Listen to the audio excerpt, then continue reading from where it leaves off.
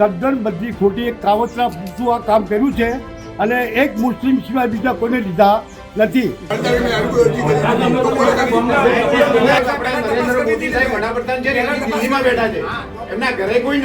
અને જન્મથી અને બાપ દાદાઓના પેઢી વખતથી અને નવા વખતથી અમે રહેતા આવ્યા છીએ. અને આ જે બહારનો વ્યક્તિ નહીં, અમે ગામનો જ વ્યક્તિ લાગે છે. જે કરનાર વ્યક્તિ એનું અમારું નામ જોઈએ છે અને એમના ઉપર એફઆઈઆર થશે. બરાબર. દાંતીવાડાનું ડાંગિયા ગામ કે જ્યાં અત્યારે શાંતિને બદલે આક્રોશનો માહોલ છે. મામલો છે મતદાર યાદીમાંથી નામ કમી કરવાનો. મારવાડા અને હરિયાવાડા ગામના કોઈ અજાણ્યા શખ્સની અરજી પર તંત્રએ ડાંગિયા ગામના 399 જેટલા લઘુમતી મતદારોને નોટિસ પાઠવી છે. ગ્રામજનોનો આક્ષેપ છે કે તંત્રએ કોઈપણ પ્રકારની પ્રાથમિક તપાસ કર્યા વગર જ આ જથ્થાબંધ નોટિસો બજાવી દીધી છે.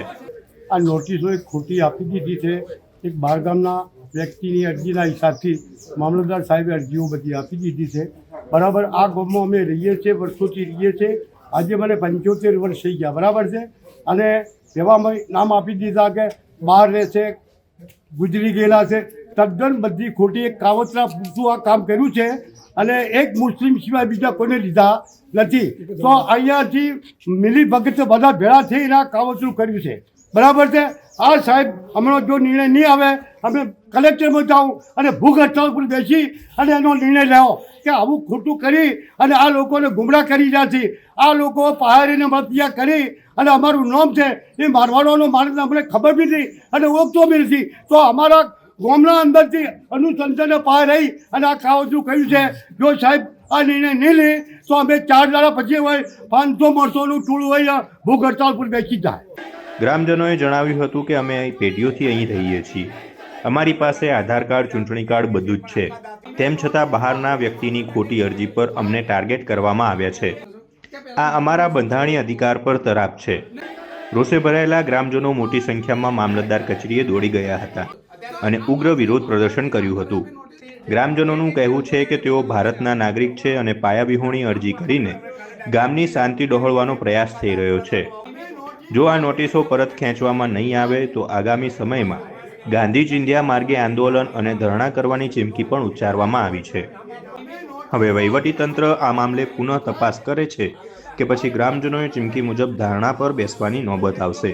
જે આ વોટર જે કમી કરવામાં આવે નોટિસો ઇસ્યુ થઈ એ ખરેખર તદ્દન ગેરવાજબી છે. અને આમાં અજાણ્યા વ્યક્તિએ, બહાર ગામના વ્યક્તિએ વાંધો રજૂ કર્યો એના હિસાબે અમારા ગામના અરજદારોને મતદાર યાદીમાંથી નામ કમી કરવા માટે નોટિસો ઇસ્યુ કરી મામલતદાર સાહેબ. એ ખરેખર ખોટી અને ગેરવાજબી. અમારા વર્ષોથી અને જન્મથી અમે રહેતા આવ્યા છીએ અને કે હવે તમે અત્યારે આ વસ્તુ થાય તો ખરેખર ખોટું છે. અને જન્મથી અને બાપ દાદાઓના પેઢી વખતથી અને નવા વખતથી અમે રહેતા આવ્યા છીએ.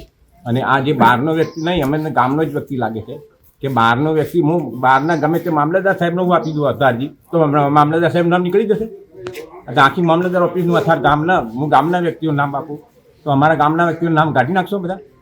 એ રીતે થાય તો બધું આ રીતે સાહેબે એક બી વિઝિટ કરી નહીં અને બારોબાર નોટિસો ઇસ્યુ કરી અને આમાં જે કરનાર વ્યક્તિ એનું અમારું નામ જોઈએ છે અને એમના ઉપર એફઆઈઆર થશે. બરાબર. અને એમના વત્તા જે અધિકારી આવતા હશે એમનો બી અમે અંદર આવશે. એ એમના ઉપર બી કાયદેસરની કાર્યવાહી થશે. એટલે આમાં ખરેખર એમાં અમે ચલાવી નહીં લઈશું. જે હોય તે એમાં અધિકારી હોય કે બીએલઓ હોય કે ભાઈ આ અરજદાર જે અરજી આપનાર હરિયાણાનો કે ગમે તે વ્યક્તિ એને બી અમારે એના ઉપર કાયદેસરની કાર્યવાહી. જ્યારે તંત્ર દ્વારા જણાવાયું છે કે ડાંગિયા ગામના મતદાર યાદી અંગેની નોટિસો માત્ર પ્રક્રિયાનો એક ભાગ જ છે. અમે કોઈના પણ નામ સીધા કમી કર્યા નથી, પરંતુ મતદારોને તેમના પુરાવા રજૂ કરવા માટે તક આપી છે.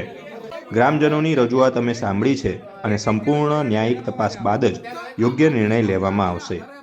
એના અંદર જે વાંધા રજૂ થયા છે એની અમે હાલ તપાસ બીએલઓ મારફત ખરેખર એ મતદાર હાજર છે કે નહીં એની તપાસ કરાવીએ છીએ અને હાલ વાંધાઓની તપાસ ચાલુ જ છે અને પછી તપાસ ત્યાંથી નિયમ અનુસાર કાર્યવાહી કરવામાં આવશે. કેટલા લોકોને સાહેબ નોટિસ બજાવણી કરવામાં આવી છે? એમાં લગભગ 744 આખા દાંતીવાડા તાલુકામાં થઈને એની બધાની પછી નિયમ અનુસાર કાર્યવાહી કરવામાં આવશે.